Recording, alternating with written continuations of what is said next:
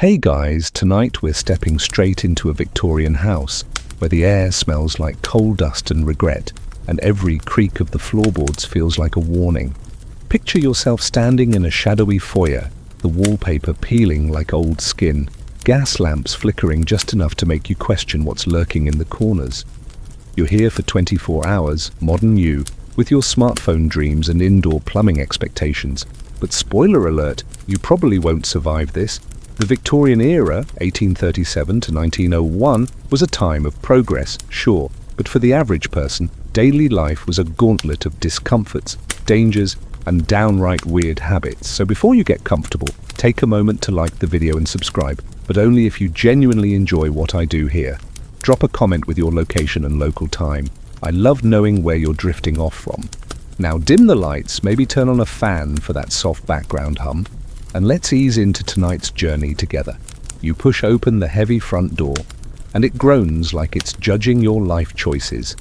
The first thing that hits you is the smell, musty, with a sharp tang of smoke and something vaguely like damp wool. This isn't the romanticized Downton Abbey nonsense. This is a middle-class Victorian home, maybe in 1870s London, where survival means adapting to a world that doesn't care about your comfort. You're standing on a threadbare rug, surrounded by dark wood furniture that looks like it's plotting against you. The windows are shrouded in thick curtains because apparently sunlight was the enemy back then. Your sneakers squeak on the floor, and you realize you're already out of place. Victorians would have had you in clunky boots or delicate slippers, tracking in less mud than your modern soles. Let's talk about the house itself. These places were built for show, not livability. The mainstream fact here is that Victorian homes were often split into public and private zones, parlours for guests, kitchens hidden in the back, and cramped servant quarters if you were fancy enough. But the quirky tidbit: some houses had coffin hatches in the ceilings, little trapdoors to lower bodies out when someone died, because dragging a corpse down the main stairs was apparently too gauche. Historians still argue whether these were common or just an urban legend, but either way, you're eyeing the ceiling now, wondering what's up there. You take a step forward, and the floor tilts slightly. Great, uneven foundations. The walls are papered with arsenic-laced designs because nothing says "home sweet home" like low-grade poison seeping into the air. Fun fact: arsenic in wallpaper was linked to mysterious illnesses, but Victorians loved their vibrant greens too much to care. You're already coughing a little, aren't you? That's the coal dust. Every fireplace in this house is belching it, and there's no such thing as an air purifier. You glance at the clock on the mantel. It's barely noon, and you've got 24 hours to go. Your stomach churns at the thought of what's next, but there's no Wi-Fi to distract you, no Netflix to binge, just you, this creaky prison, and a long day of Victorian misery. You wander toward the parlour, the fancy room where you're supposed to impress non-existent guests. The chairs look like torture devices, all hardbacks and scratchy upholstery. You sit anyway, and it's like perching on a rock. Joke number one: why did Victorians make such uncomfortable furniture? Because suffering was their cardio. You're already missing your memory foam mattress, but don't worry, you'll meet your bed soon enough. And it's not the upgrade you're hoping for. The parlour's littered with knickknacks, porcelain figurines, a creepy daguerreotype of someone's dead kid. Yep, post-mortem photography was a thing. You're starting to get why people back then were so obsessed with seances. They were probably just bored out of their skulls. You stand up, your back already aching, and notice the temperature. It's clammy, like the house is sweating. No central heating, just those coal fires that either roast you or leave you shivering. You're dressed in your modern jeans and hoodie, but that's not going to fly here. Soon, you'll have to squeeze into layers of wool and whalebone that make breathing a part-time job. For now, you're just trying to get your bearings, but every step feels like a trap. The door to the kitchen is ajar, and you catch a whiff of something: spoiled milk, boiled cabbage. You're not sure, but it's definitely not delivery pizza. Before you head that way, you pause by a mirror, its silver backing flaking like your sanity. Your reflection looks out of place, too clean, too soft. Victorians didn't have your skincare routine. They had soap made from animal fat and prayers. You're about to learn how they survived, or didn't, in a world where every day was a gamble. Joke number 2. What's a Victorian's favorite game? Russian roulette with the water supply. You're not laughing because you're starting to realize how true that is. The house is alive with noises, creaks, hisses, the distant clatter of something you don't want to investigate. You've been here 5 minutes and you're already regretting it. Welcome to your 24-hour sentence. Good luck. You're still reeling from the foyer's assault on your senses when you stumble into the parlor, hoping for a breather, but the air here is worse, like inhaling a chimney's bad decisions. The windows are sealed shut, draped in heavy velvet that traps every particle of coal soot floating around. You cough, your throat scratching, and realize the air you're breathing is a cocktail of smoke, dust, and something faintly like mildew. This isn't just uncomfortable, it's a low-key health hazard. In a Victorian house, the very atmosphere is out to get you, and you're starting to see why 24 hours might be a stretch. Let's paint the scene. You're standing in a room that's trying way too hard to look respectable. The furniture is dark mahogany, carved with fussy details, but it's coated in a fine layer of grime. The fireplace is the only heat source, spitting out more smoke than warmth, and the air feels thick like you're wading through it. Mainstream fact. Coal was the backbone of Victorian heating, with London burning millions of tons annually, blanketing the city in smog so dense it was nicknamed pea super. You're getting a front row seat to that now and your lungs are not thrilled. Quirky tidbit? Some Victorians believed bad air, miasma, caused disease, so they'd crack a window in winter, letting in freezing fog to purify the room.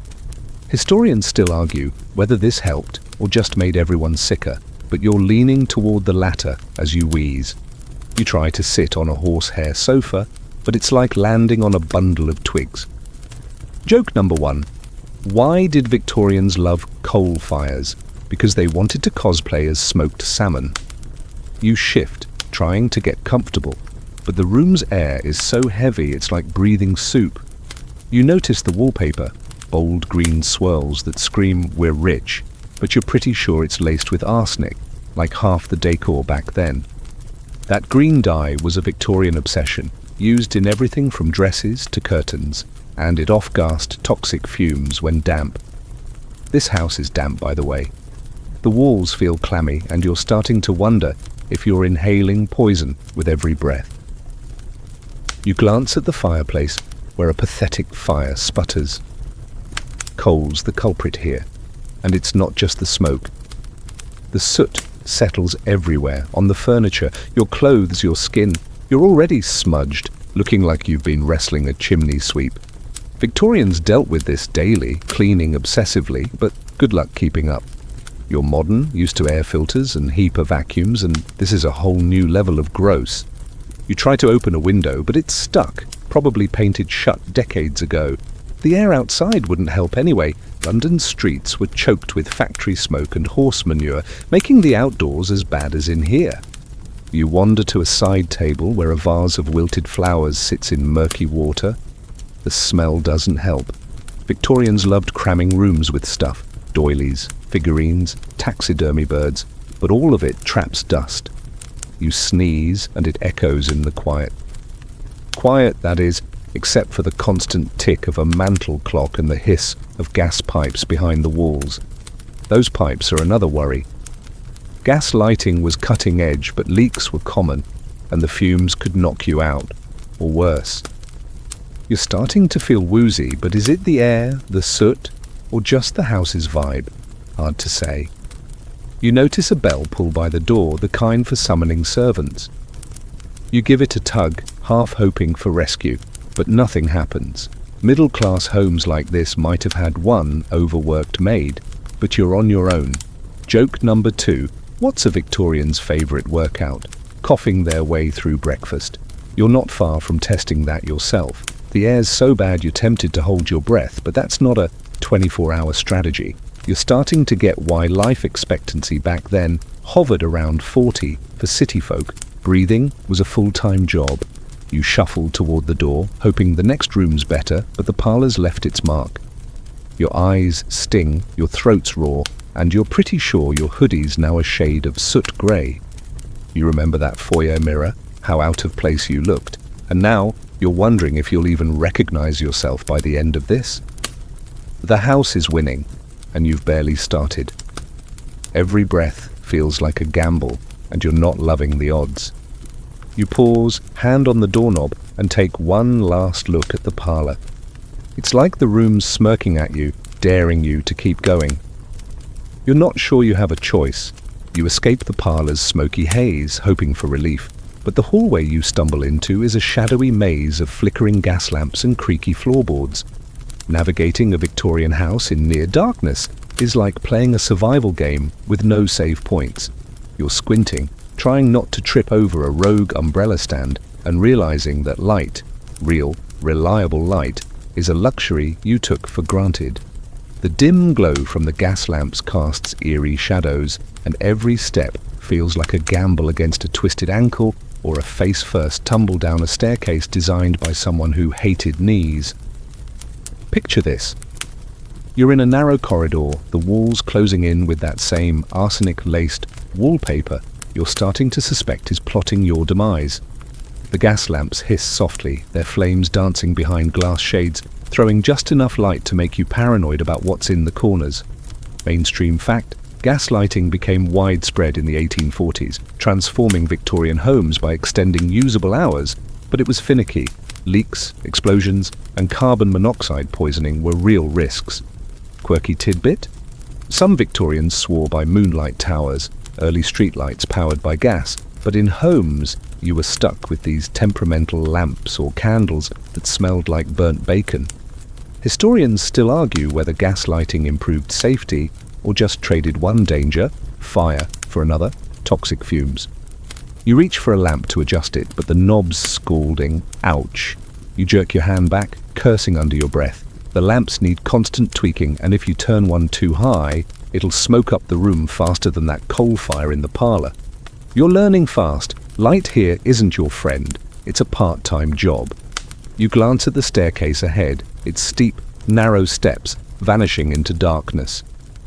No handrail, naturally, because Victorians apparently loved a challenge. You take a cautious step, and the wood groans like it's personally offended. Joke number one, why did Victorians make staircases so steep? To keep you too scared to sneak snacks at night. You're halfway up when you notice the lamps don't reach this far. The upper landing is a black void, and you're relying on the faint glow from below. Your modern instincts scream for a flashlight, but all you've got is a candle stub you snagged from a hallway table. Lighting it is a whole ordeal. Matches are these flimsy wooden things that snap half the time, and the sulfur smell makes your eyes water. You finally get a flame, but it's pathetic, barely illuminating your hand. You hold it high, like some gothic novel hero, and shuffle forward. The shadows move with you, and you're pretty sure that creak wasn't your foot. You reach the landing, heart pounding, and spot a chandelier overhead, gas-powered of course, but unlit. Lighting it would mean climbing a ladder, balancing precariously, and praying the whole thing doesn't explode. You pass. The hallway stretches left and right, doors looming like portals to who knows what. You pick one, but it's locked, and the keyhole's so big you could lose a finger in it. You're starting to feel like you're in a haunted house, except this is just daily life for Victorians. No wonder they were obsessed with ghost stories. Every night was a horror movie. You try another door, and it opens to a bedroom, but the light situation's no better. A single lamp sputters on a nightstand, and the windows are shuttered tight. You're tempted to fling them open, but you remember the parlor's air quality. Outside's probably just as bad. You trip over a rug, because of course you do, and nearly drop your candle. Joke number two. What's a Victorian's favourite dance? The stumble in the dark waltz. You're not laughing though, because you're starting to realise how exhausting this is. Every move requires caution, every shadow feels like a threat, and you're only a few hours into this nightmare. You backtrack to the stairs, deciding to explore downstairs again, but descending is worse than climbing.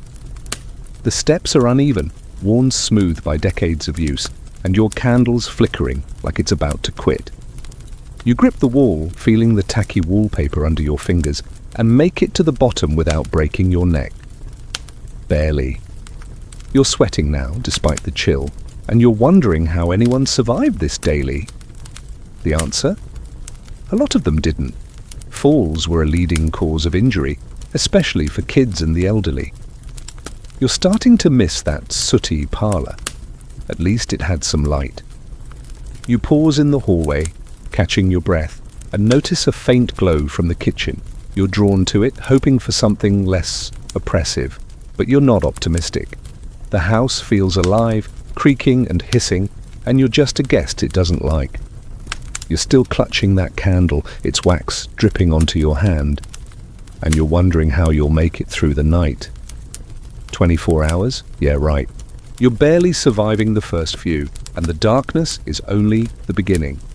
You've made it through the dim hallway, candle still flickering like it's mocking your survival skills, and now you're in a bedroom, hoping for a moment to rest.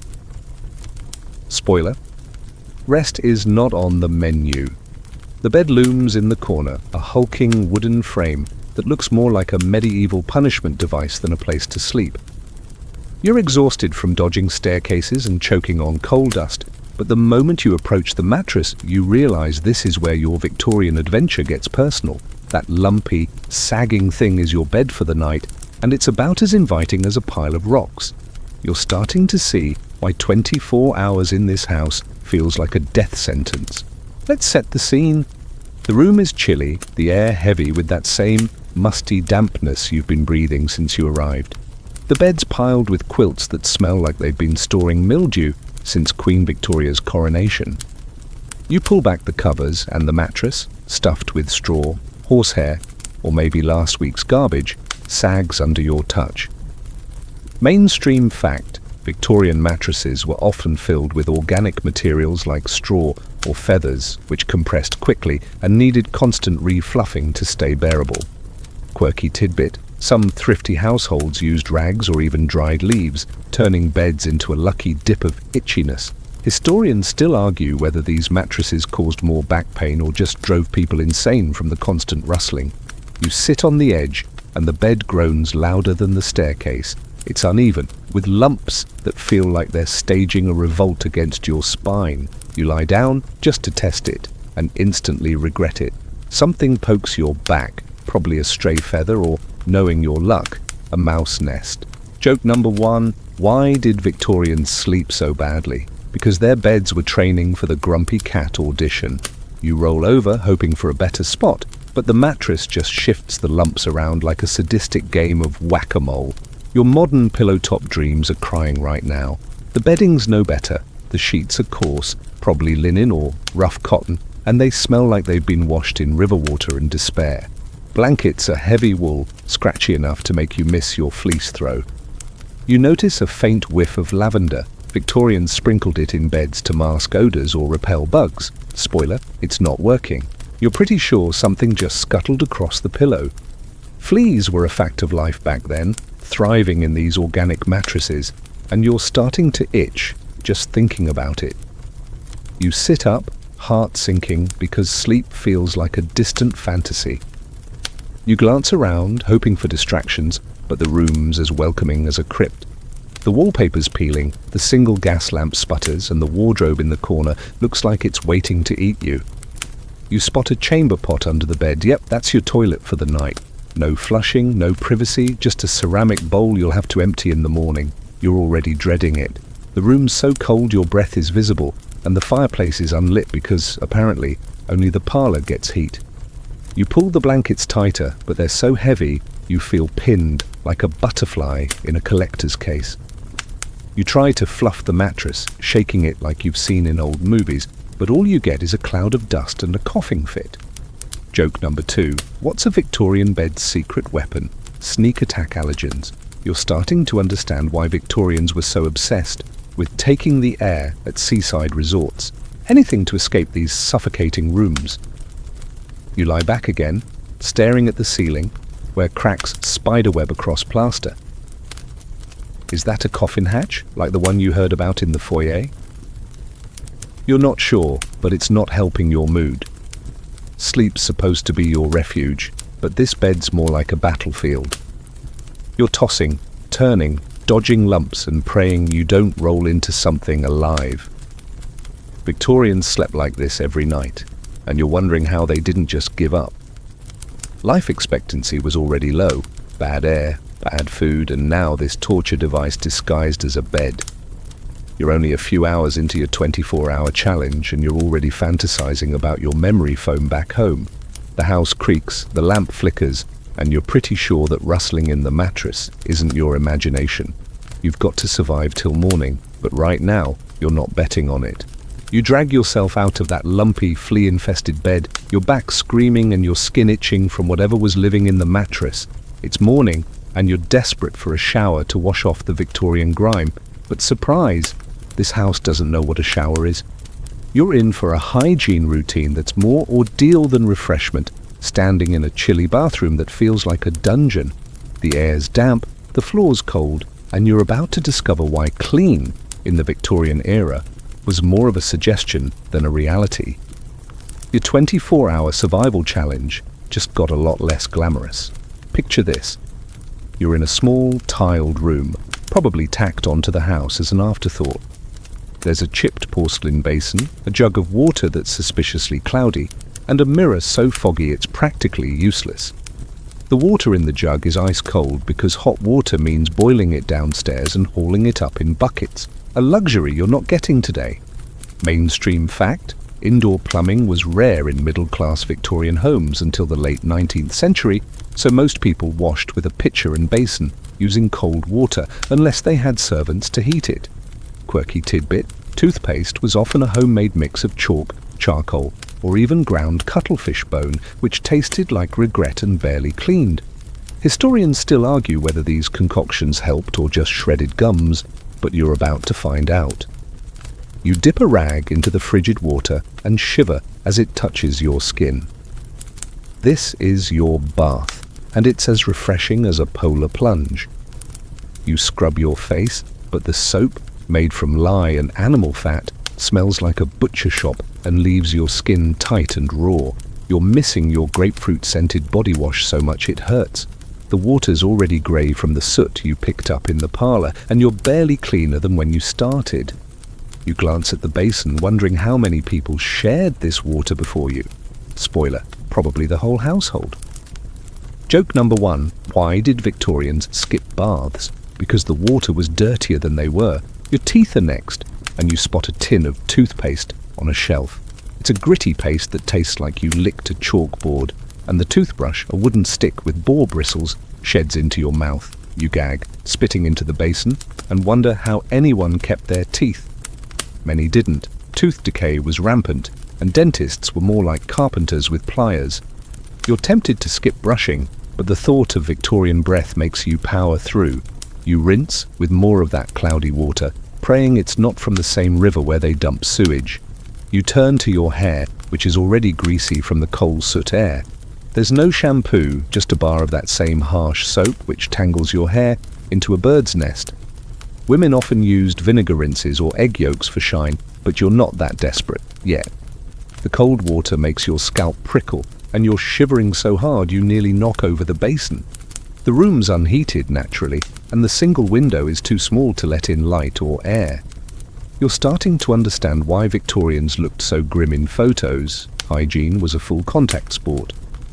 You notice a comb on the shelf, bone or tortoise shell, with teeth missing like a bad smile. You drag it through your hair, wincing as it snags, and realize it's probably crawling with lice from whoever used it last. Hygiene wasn't just hard, it was a health risk. You're itching again, remembering the fleas from the bed, and you're pretty sure this house is waging war on your body. Joke number 2, what's a Victorian skincare routine? A splash of water and a prayer for mercy. You're done, sort of, but you feel less clean than when you started. Your clothes are still your modern jeans and hoodie, but they're smudged with soot and smell like the parlour. You're dreading the moment you have to swap them for Victorian gear because you've seen the corsets and wool layers in that wardrobe. For now, you're just trying to survive this bathroom, with its damp walls and faint mildew stench. You glance at the chamber pot in the corner, still lurking from last night, and decide you're not ready to deal with that logistics nightmare. The day's barely begun, and you're already dreaming of a hot shower and a proper toothbrush. This house is relentless, and you're not sure you've got the stamina for what's next. You're still shivering from that icy bathroom ordeal, your skin raw and your hair a tangled mess when you realize it's time to face the next Victorian gauntlet, getting dressed. You shuffle back to the bedroom, where the wardrobe looms like a judgmental aunt, stuffed with layers of clothing that look designed to suffocate you. You're about to trade your comfy jeans and hoodie for an outfit that feels like a costume for a prison sentence. In a Victorian house, dressing isn't just a chore, it's a full-body workout, and you're already dreading the corset waiting to crush your dreams of breathing freely. Picture the scene: the bedroom's dim, the gas lamp barely cutting through the morning chill. You open the wardrobe and it creaks like it's warning you to turn back. Inside you find a pile of garments, petticoats, chemises, stockings, and that dreaded corset, all in heavy fabrics that scream sweat trap. Mainstream fact: Victorian fashion for women often included corsets, which were tightened to shape the waist, sometimes to dangerous extremes, reducing lung capacity and causing fainting spells. Quirky tidbit: men weren't spared either. Some wore corsets for posture, and their tight wool suits were so stiff they might as well have been armor.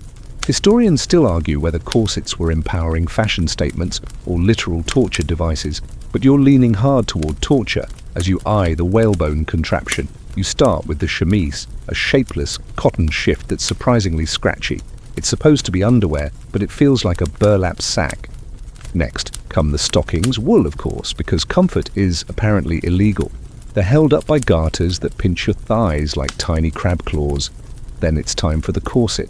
You try lacing it yourself, yanking the cords, but it's like wrestling an octopus. The thing squeezes your ribs until you're gasping, and you're pretty sure your organs are staging a protest.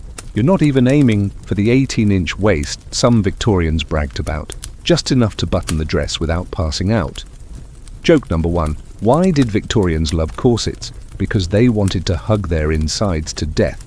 The dress is next, a heavy wool monstrosity with enough layers to qualify as furniture. You struggle into it, buttons snagging, and realize it weighs more than your backpack. Every move feels like you're dragging a curtain. Men had it slightly easier: trousers, waistcoat, jacket, but their starched collars were so stiff they could slice bread. You're a woman in this scenario though, because the dress code is peak misery. You add a petticoat for volume, but it's like wearing a parachute that keeps catching on door frames. Your arms are already tired, and you haven't even tackled the boots, leather, high-laced, and so tight you're wincing with every step. You glance in the foggy mirror, and you look like a stranger, trussed up like a roast. The outfit's so restrictive you can barely bend over, and the wool's already making you sweat despite the cold room. You're starting to understand why Victorian women fainted so often. Half of it was probably just exhaustion from getting dressed. You try to sit, but the corset digs in, and the chair's as unforgiving as that lumpy bed. You barely survived. Joke number 2. What's a Victorian's favorite yoga pose? The one where they don't move at all. The worst part? You're not done. You still need a bonnet or hat, because going bareheaded is basically a scandal. You grab a bonnet, tie it under your chin, and immediately hate how it blocks your peripheral vision. Every step now feels like a trust fall with the universe. You're sweltering under the layers, yet the house's chill seeps through, leaving you both sweaty and freezing. Fashion was a status symbol, sure, but it was also a daily endurance test. You're starting to miss your hoodie, even with its coal soot stains from the parlor. You stumble back to the hallway, waddling under the weight of your outfit, and realize you're not just dressed, you're imprisoned. The corset's squeezing your lungs, the dress is catching on every doorknob, and you're pretty sure you'll never sit comfortably again. You remember that icy bathroom and the gritty toothpaste? This outfit's just another layer of punishment. The house creaks around you as if it's laughing at your struggle, and you're wondering how anyone survived this daily.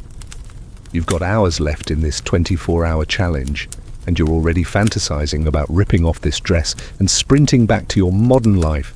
But for now, you're stuck, waddling toward whatever fresh misery this house has in store. You're waddling out of the bedroom, corset pinching and wool dress dragging like a lead curtain, when your stomach growls loud enough to rival the house's creaks. It's time for breakfast, and you're hoping for something to lift your spirits after the bed, the bathroom, and that suffocating outfit. You shuffle toward the kitchen, guided by a faint smell of boiled something, but the moment you step into the dining room, your hopes crash. The table's set with a spread that looks like it was designed to test your willpower or your gag reflex.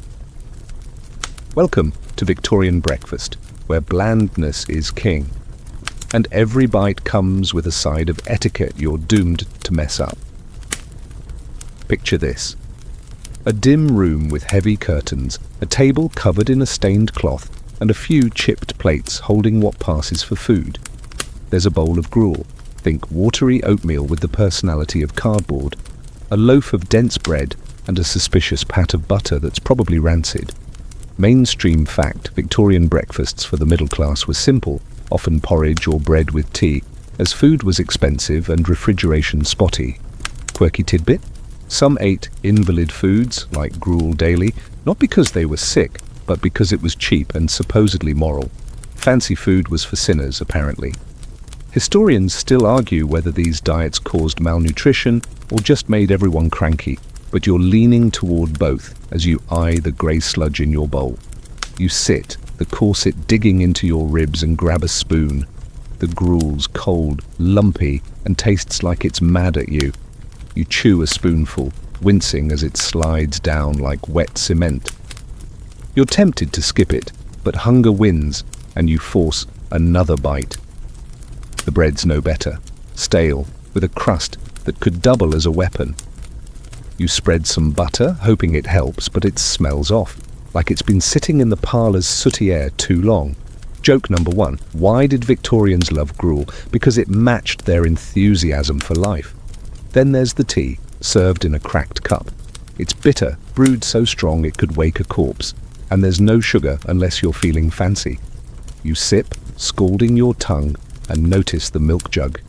You pour a splash, but it's clumpy. Great, another gift from the no refrigeration era. You're starting to miss your avocado toast so much, it's almost spiritual. But eating's only half the battle. Victorian dining came with rules stricter than a military drill. You're supposed to sit ramrod straight, elbows off the table, and use the right utensil for everything. You fumble with a fork that's heavier than your phone, and the spoon's so big it feels like a shovel. One wrong move, and you're practically begging for gossip about your savage manners. You glance around, half expecting a Victorian matron to scold you, but you're alone, well, except for the house's creaks and that faint hiss from the gas pipes. You try to cut the bread, but your corset makes bending forward a negotiation. You're sweating now, despite the chilly room, and the wool dress is sticking to your back. Every bite feels like a chore, and you're wondering how anyone survived on this. Kids and adults alike ate this daily, and you're starting to get why they looked so grim in those old photos. Breakfast was a punishment, not a meal. You push the gruel away, stomach still rumbling, and notice a small jar of jam. You open it, hoping for a miracle, but it's mouldy on top. You scrape off the fuzz because wasting food was a sin back then, but your modern instincts are screaming. Joke number two: what's a Victorian's favourite condiment? Desperation with a hint of botulism. You spread a thin layer, but it doesn't save the bread. You're learning fast. Food here isn't about pleasure. It's about survival, and even that's a gamble.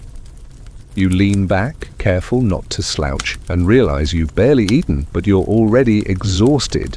The dining room's oppressive, with its dark walls and that same arsenic-laced wallpaper you're starting to hate.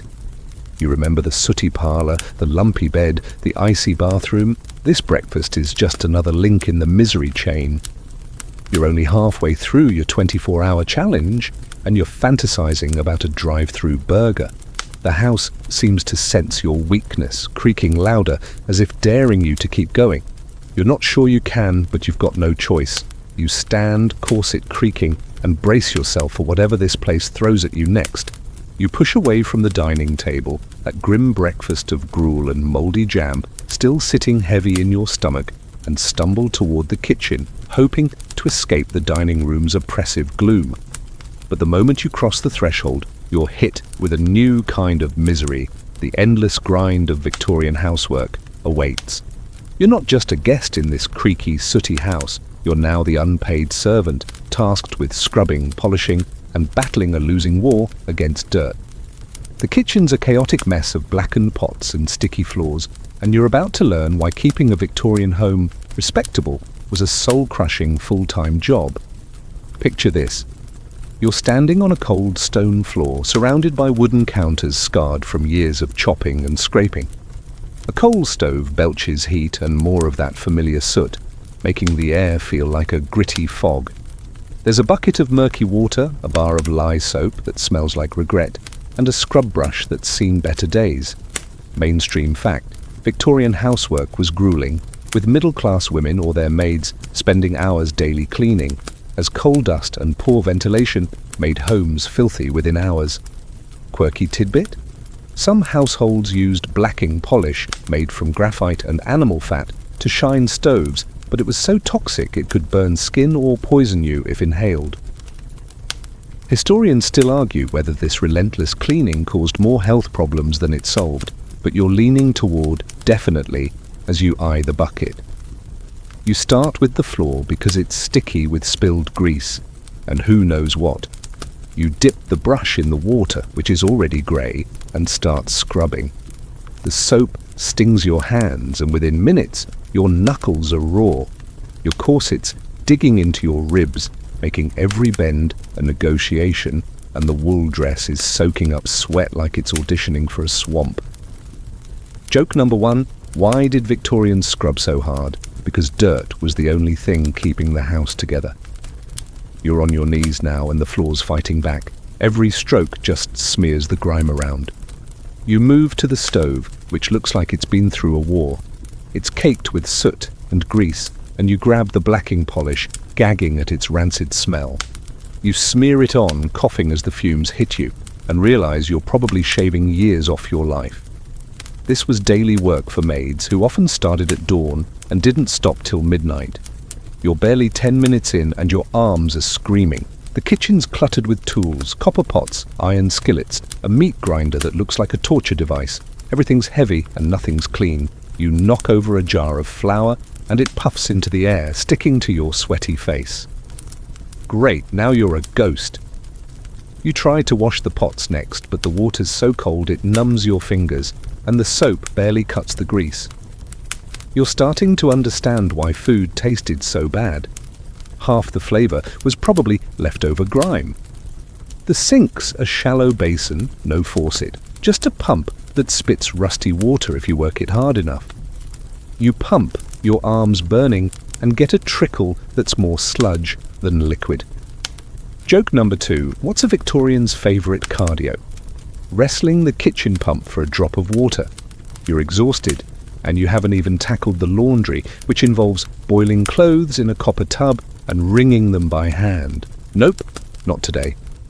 You step back, hands red and aching, and survey the kitchen. It's barely cleaner than when you started, and the soot's already settling again. You remember the parlour's dust, the bedroom's fleas, the dining room's mouldy jam. This house is a dirt factory, and you're losing the war. Victorians lived like this day after day, and you're wondering how they didn't just burn it all down. Maids got it worst, paid pennies for work that broke their bodies, while respectable women were judged by how spotless their homes were. You're judging this house right now, and it's failing hard. You lean against the counter, catching your breath, but the stove's heat makes you dizzy. The house creaks as if laughing at your pathetic efforts, and you're starting to feel trapped. Your 24-hour challenge is wearing you down, and you're fantasizing about a vacuum cleaner and some bleach. You're not sure what's next, but you're dreading it. This kitchen's a battlefield, and you're out of ammo. You're still reeling from the kitchen's grueling scrub fest, your hands raw, and your corset feeling like a personal vendetta, when you realize the day's challenges aren't just about dirt, they're about survival.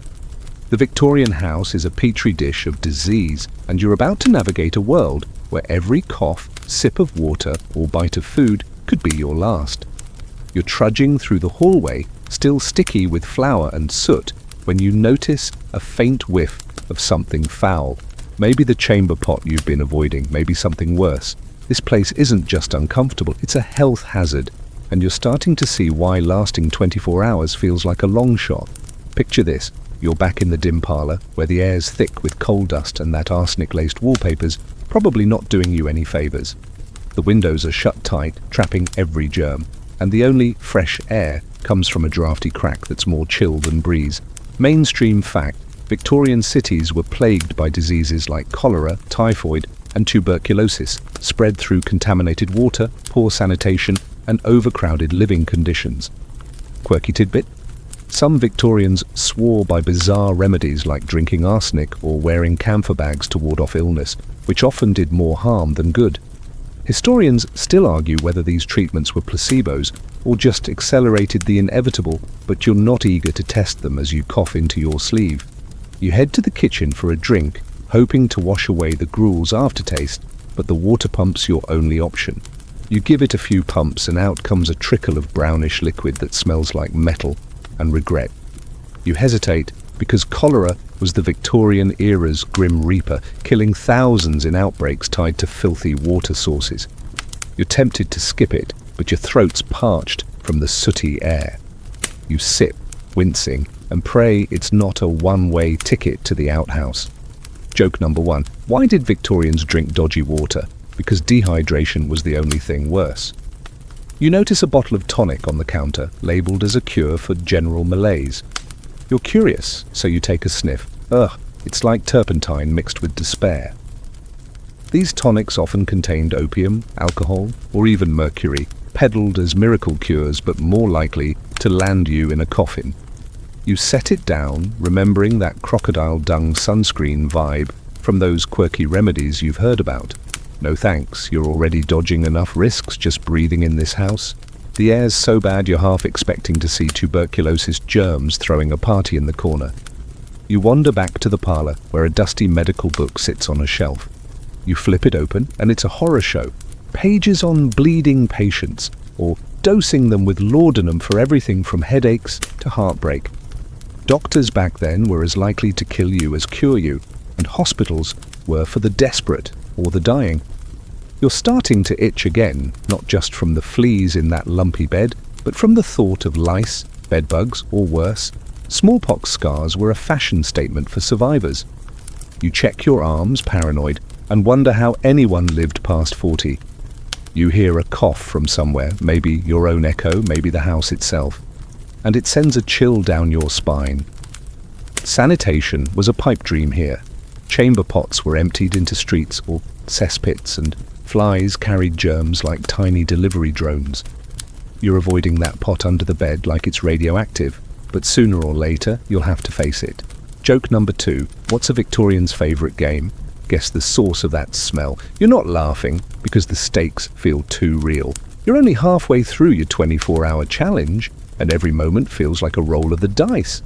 You slump onto the horsehair sofa, ignoring its twig-like jab, and try to breathe shallowly to avoid whatever's floating in the air. You remember the gritty toothpaste, the rancid butter, the toxic blacking polish. Everything in this house seems designed to make you sick. The walls creak, as if the house is reminding you it's in charge, and you're starting to wonder if you'll make it to dinner, let alone tomorrow. You're not just fighting discomfort now, you're fighting for survival, and the odds aren't in your favour. You're still rattled from the thought of cholera-laced water and toxic tonics, your nerves frayed from this house's endless assault when you realise you can't just hide in the parlour forever. The Victorian world demands you play by its rules, and now it's time to face the social gauntlet. You're expected to act like a proper guest, navigating a maze of etiquette so strict it makes the corset feel like a hug. Every word, gesture, and glance is a potential landmine, and one misstep could turn you into the talk of the town, in the worst way. You're about to learn why surviving 24 hours isn't just about dodging disease, it's about dodging gossip too. Picture this. You're back in the sooty parlour, perched on that twiggy horsehair sofa, trying to look composed despite the wool dress sticking to your sweaty back. The room's set for a visit. Tea tray, chipped cups, and a plate of stale biscuits that look like they've been here since the last rain. You're supposed to entertain imaginary guests because Victorians were obsessed with calling, where people dropped by to judge your manners and decor. Mainstream fact: Victorian etiquette was governed by rigid manuals like Mrs. Beeton's Book of Household Management, dictating everything from how to pour tea to how long a visit could last. 15 minutes was polite, 20 was pushing it.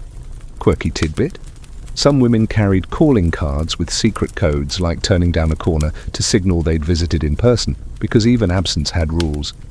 Historians still argue whether these rituals built community or just fueled paranoia, but you're leaning toward paranoia as you grip your teacup like a lifeline. You practice pouring tea, but your hands shake and you slosh some onto the tray. Strike one: spills are a scandal. You're supposed to serve with a smile, offer biscuits, which you're not eating after that rancid butter incident, and make small talk about the weather or church. No politics, no gossip, no opinions if you're a woman. Your job is to nod and look dainty. You try a biscuit anyway, and it crumbles like your confidence. Joke number one: why did Victorians love tea? Because it gave them something to choke on besides their words. You stand to practice a curtsy because apparently walking into a room requires choreography. Your corset protests, and the petticoat tangles, nearly sending you into the fireplace.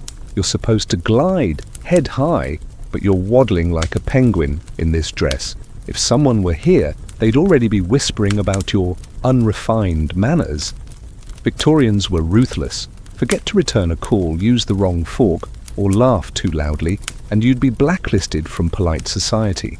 You're starting to see why people stayed home. One wrong move, and you're the 19th century equivalent of a viral fail video. You sit again, trying to mimic the ramrod posture you saw in those grim daguerreotypes, but the sofa's jabbing your spine and the corset's making you dizzy. You're supposed to make conversation, so you mutter something about the fog outside, but your modern accent would probably mark you as an outsider anyway. Women had it worst, expected to be charming but silent, educated but not too smart. Men could at least clear their throats and talk about trade. You're stuck smiling until your face hurts. You're already exhausted and no one's even here. You notice a fan on the table because fanning was practically a language. Snap it open for "I'm interested," wave it slowly for "go away." You try it, but it's like wielding a weapon and you nearly knock over a teacup. Joke number two: what's a Victorian's favourite workout? Fanning away their social anxiety. You're not cut out for this. The rules are endless. Don't slouch, don't fidget, don't mention money or illness. You're paranoid now, second-guessing every move, and you're pretty sure you'd fail even if you had a script. You glance at the clock, barely noon, and you're already drowning in this social quicksand. You remember the gritty toothpaste, the lumpy bed, the cholera water? This house is bad enough without people judging your every blink. The walls creak, as if the house is eavesdropping, ready to tattle on your flaws.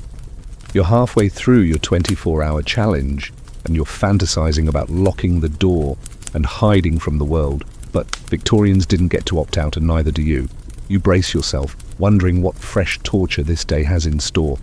You're still twitching from the paranoia of imaginary social slip-ups, your fan-wielding skills as shaky as your nerves when you decide to escape the parlour's judgmental vibe for something less stressful. The Victorians had leisure, right? A break from the corsets, gruel and gossip. You head to the drawing room, hoping for a cosy game or a quiet read, but you're about to discover that even fun in a Victorian house comes with a side of peril. Physical, social, or both. Your 24-hour survival challenge is about to test whether you can relax without breaking a bone or your reputation. Picture this. You're in a cramped room, stuffed with more of that dark, fussy furniture, the air heavy with soot, and the faint whiff of mildew from those ever-present curtains. A small table holds a deck of cards, a chessboard, and a book of parlour games that looks like it's plotting your downfall. Mainstream fact: Victorian leisure often revolved around parlour games like charades or whist, designed to show off wit and refinement, while keeping everyone's morals squeaky clean. Quirky tidbit?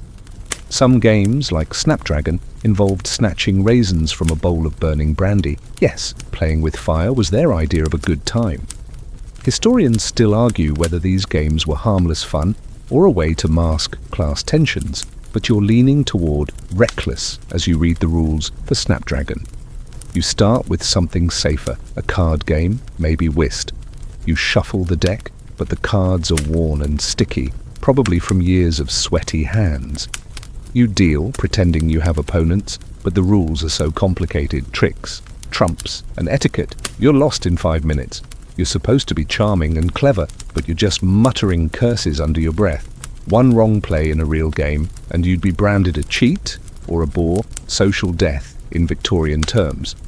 You toss the cards aside, already stressed, and eye the chessboard. Nope, too much brain power for a day that's already kicked your butt. You grab the parlor game book instead, flipping to a game called Blind Man's Buff. Sounds fun, until you read it involves blindfolding someone and spinning them in a room full of sharp furniture. You imagine crashing into that mahogany sideboard or tripping over the rug that nearly killed you in the bedroom. Joke number 1. Why did Victorians play Blind Man's Buff? Because hospitals needed more customers. You're not risking a concussion, so you skip to another game. Forfeits, where losers have to do embarrassing tasks like reciting poetry or kissing someone's hand. You're alone, but even pretending makes you cringe. Victorians loved public humiliation disguised as fun. You notice a pianoforte in the corner because every accomplished woman was supposed to play. You tap a key and it wheezes like the house itself. You try a tune, but your fingers fumble, and the sound's so off-key it's practically a cry for help. If guests were here, they'd be whispering about your lack of refinement. Leisure's supposed to be relaxing, but this feels like another etiquette test you're failing. You're starting to miss the kitchen scrub brush. At least that didn't judge your musical talent. You spot a novel on a shelf, hoping for an escape, but it's a dense moral tale about virtuous suffering. No thanks. Reading was fine, but only if it was improving, and you're not in the mood for sermons. You're sweating in your wool dress, the corset's pinching, and the room's so dim you can barely see the pages anyway. Joke number 2. What's a Victorian's favourite hobby? Pretending they're having fun while crying inside. You're feeling that now, trapped in a cycle of boredom and danger disguised as entertainment. You slump back, dodging the sideboard, and realize leisure here isn't a break, it's a trap. You remember the rancid butter, the toxic polish, the social rules tighter than your corset. This house doesn't let you rest, it just changes the flavor of misery. The walls creak, as if mocking your attempt to relax, and you're wondering how anyone survived this without going mad. You're not even halfway through your 24-hour challenge, and you're fantasizing about Netflix and a couch. But the day's not done, and this house has more ways to test you. You're still shaken from the drawing room's so-called leisure, your nerves frayed from dodging imaginary social blunders, and the threat of flaming raisins when your stomach growls again, reminding you that breakfast's gruel didn't cut it. You head back to the kitchen hoping for something edible, but what you find is a new nightmare: food preservation in a Victorian house. The pantry's a minefield of questionable jars and suspicious smells, and you're about to learn why every meal here is a gamble with botulism. Your 24-hour survival challenge just took a turn from uncomfortable to downright dangerous. Picture this. You're standing in a dim, chilly pantry off the kitchen, the air thick with a mix of musty flour and something sharper like meat that's gone on a bad vacation. Shelves are lined with jars of preserves, sacks of grain, and a slab of something that might have been ham once. There's no fridge, no Tupperware, just crocks, barrels, and hope. Mainstream fact: Victorians relied on pickling, salting, and canning to preserve food, but without modern sterilization, home-canned goods often harbored deadly bacteria like botulism. Quirky tidbit: some cooks used lead-based solder to seal cans, adding a side of heavy metal poisoning to their preserves. Historians still argue whether poor preservation caused more deaths than disease outbreaks, but you're betting on both as you sniff a jar of pickled cabbage and gag. You grab a jar labeled plum jam, remembering the moldy breakfast jam, and pry it open. The top's fuzzy, and the smell hits like a punch. Sweet, sour, and wrong. You scrape off the mold because wasting food was a Victorian sin, but your modern instincts are screaming biohazard. You set it aside and check the ham, which is hanging in a cloth sack. It's slimy with a sheen that says, "Eat me and regret it." Salting was supposed to keep meat safe, but without refrigeration, it's a race against rot. You're hungry, but not that hungry. Joke number 1. Why did Victorians love preserved food? Because they wanted to spice up their funerals. You turn to a sack of potatoes, hoping for something safer, but half are sprouting eyes like they're plotting a breakout. You dig through, finding a few that look okay, but cutting away the green bits feels like defusing a bomb. You're starting to understand why meals were so bland. Fresh food was a luxury, and safe food was a myth. You spot a tin of something, maybe peas, but the label's faded and you're not sure if it's from this decade or the last. Canning was a new technology, but botched batches could swell with gas or worse. You shake the tin, half expecting it to hiss, like those gas pipes in the parlour.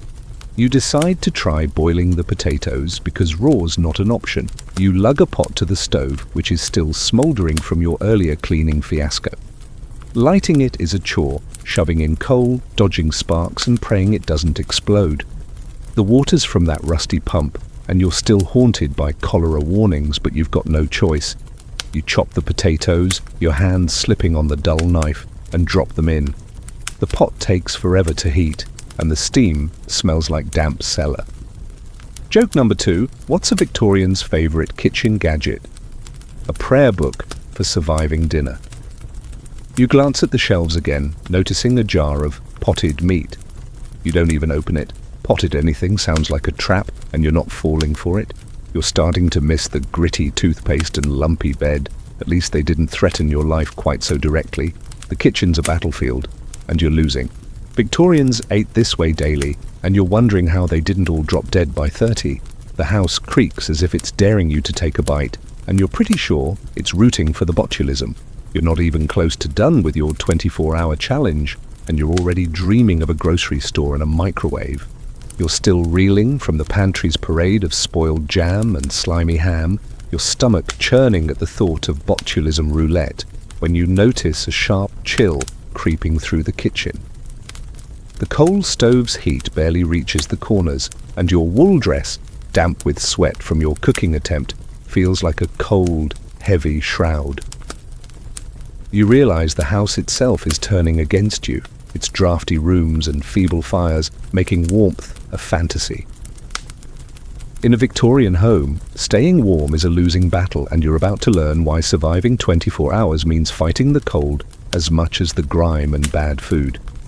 Picture this. You're shuffling back to the parlour, hoping for some relief, but the air's so icy you can see your breath. The fireplace is a pitiful pile of smouldering coals, giving off more smoke than heat, and the room feels like a damp cave. The windows rattle with every gust outside, letting in slivers of freezing air through cracks no one bothered to seal. Mainstream fact: Victorian homes relied on open coal fires for heating, which were inefficient, warming only a small radius while leaving outer rooms frigid. Quirky tidbit? Some families used bed warmers, metal pans filled with hot coals slid between sheets, but they could spark fires or leak fumes, making sleep a gamble. Historians still argue whether these heating methods caused more illness from cold or from smoke inhalation, but you're betting on both as you shiver. You kneel by the fire, trying to coax it to life, but the coals are stubborn and your hands are numb.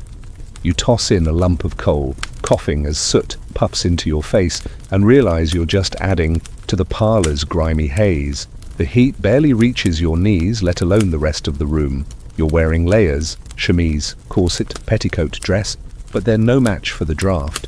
Your stockings are thin, and the leather boots you laced up earlier feel like ice packs. Joke number 1. Why did Victorians love coal fires? Because frostbite was their favourite accessory. You wander to the window hoping to block the draft, but the curtains are too heavy to move, and the frame's warped, letting in air like a sieve. You stuff a rag into a crack, but it's like patching a sinking ship. The house's design is your enemy. High ceilings trap what little heat there is, and uninsulated walls suck it out. You're starting to understand why Victorians piled on shawls and gloves indoors. This isn't a home, it's a refrigerator with furniture. You glance at the sofa, tempted to wrap yourself in its scratchy throw, but it smells like the lumpy bed's mildew, and you're not that desperate. Yet. You try another room, hoping for a better fire, but the dining room's even colder, the tablecloth stiff with frost where it touches the window. You remember the kitchen stove, but it's too small to heat the whole house, and keeping it lit means hauling coal from a shed outside, through mud, in this dress, with your numb fingers. Nope. You're stuck with the parlour's sad fire, which needs constant tending, like a needy pet that bites. You're exhausted just thinking about it, and your corset's making every shiver feel like a stab. You huddle closer to the fire, but the smoke stings your eyes, reminding you of the sooty air you've been breathing since you arrived. You're starting to miss the kitchen's botched potatoes. At least they were warm. Joke number 2. What's a Victorian's favourite winter sport? Shivering through dinner. You're not laughing because your teeth are chattering, and you're wondering how anyone survived this without modern insulation or electric heaters. Kids and the elderly often didn't. Pneumonia was a winter regular, and you're feeling its ghost hovering now. You slump onto the sofa, pulling your knees up despite the corset's protest, and try to conserve what little body heat you have. The house creaks louder, as if the cold's tightening its grip, and you're sure it's mocking your misery. You remember the rancid butter, the toxic polish, the social rules. Every challenge in this 24-hour ordeal feels stacked against you. You're nowhere near the finish line, and you're already dreaming of a hot bath and a space heater. But for now, you're just trying to keep your fingers from turning blue.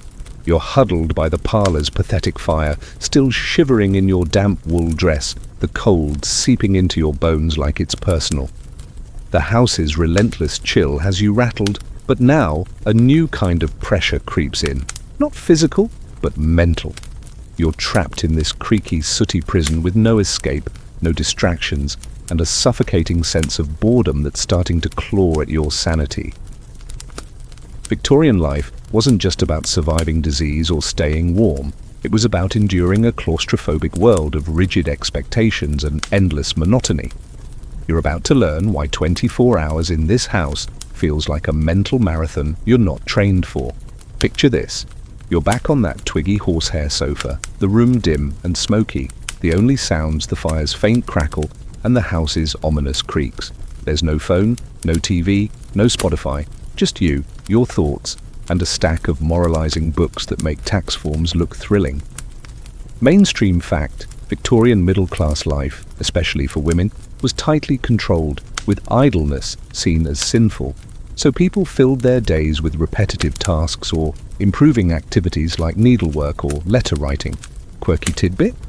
Some women kept accomplishment journals, logging hours spent on piano or sketching to prove they weren't wasting time. Basically, Victorian productivity porn. Historians still argue whether this structure prevented mental breakdowns or caused them, but you're leaning toward caused as you stare at the peeling wallpaper, counting cracks to stay sane. You pick up a needlework kit from a side table, thinking it might pass the time. It's a half-finished sampler with some pious phrase like, "Bless this home." You stab at it with a needle, but the thread tangles, and your corset makes leaning forward a punishment. Within minutes, you're bored and frustrated, your fingers pricked, and your patience gone. This was supposed to be relaxing, but it feels like busy work for the sake of suffering. Joke number 1. Why did Victorians love needlework? Because poking themselves was the only fun they got. You abandon the sampler and try a book, another sermon disguised as a novel, full of virtuous heroines who suffer cheerfully. You skim a page, but it's like reading a lecture, and the dim gas lamp strains your eyes. You're used to scrolling X or binge-watching. This silence is deafening. Victorians had no modern outlets, no memes, no podcasts, just endless hours to fill with respectable tasks. You're starting to understand why they were so obsessed with seances. Talking to ghosts was probably more exciting than another round of whist or snapdragon. You stand, pacing to shake off the restlessness, but the room feels smaller, the walls closing in with that arsenic-laced paper you're sure is mocking you. The social rules you dodged earlier, tea pouring, fan waving, curtsying, loom in your mind, reminding you there's no escape from judgment, even alone. Women especially were trapped, expected to be decorative but silent, busy but uncomplaining. You're a modern person, used to freedom, and this confinement is gnawing at you. You're tempted to scream, but that'd probably summon a ghost or a nosy neighbor. You notice a writing desk with ink, quill, and paper, yellowed like old teeth. You try writing a letter, but the quill scratches, ink blots, and your handwriting looks like a drunk spider's diary. Victorians wrote letters constantly, but it was another chore full of formalities. No, hey, what's up? Here. You give up, your mind spiraling. Joke number 2. What's a Victorian's favorite therapy? Repressing everything until they crack. You're feeling that crack now, the weight of boredom and expectation pressing down. You slump back, the sofa jabbing your spine, and stare at the ceiling, where that maybe coffin hatch lurks. You remember the rancid ham, the icy bathroom, the botched potatoes. Every moment in this house has been a fight, and now your own mind's turning traitor. The house creaks louder, as if it knows you're breaking, and you're wondering how anyone lived like this without losing it. You're nearing the end of your 24-hour challenge, but the mental strain's making every second feel like an hour.